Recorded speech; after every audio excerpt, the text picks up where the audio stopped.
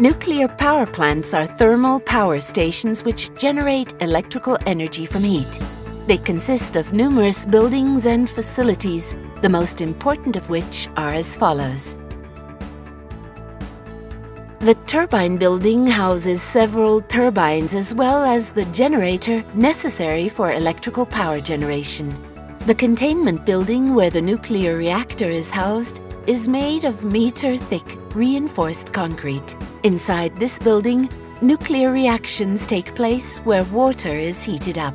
The cooling tower, which can be as tall as 200 meters, is where hot water is cooled. In order to easily understand the underlying principles, the following is a description of the most important components of a nuclear power plant that uses a pressurized water reactor, PWR. In the reactor pressure vessel, the nuclear reaction and the associated release of thermal energy takes place. In a pressurized water reactor, as in this case, the reactor pressure vessel stands about 12 meters tall. The walls are about 25 centimeters thick.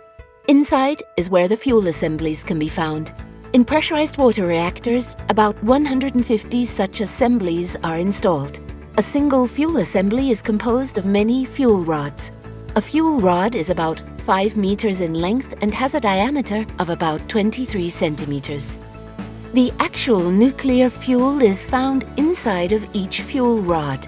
Small nuclear fuel pellets composed of enriched uranium or plutonium make nuclear fission chain reaction possible. In the fission chain reaction, thermal energy is released. Water is needed in order to absorb the thermal energy and keep the chain reaction going. Inside the vessel, the water is heated to over 570 degrees Fahrenheit. The water does not boil, however, since the pressurizer maintains the water pressure constant at around 160 bars. The heated water is eventually pumped to a heat exchanger, also called steam generator. These are typically in the form of a shell and tube heat exchanger.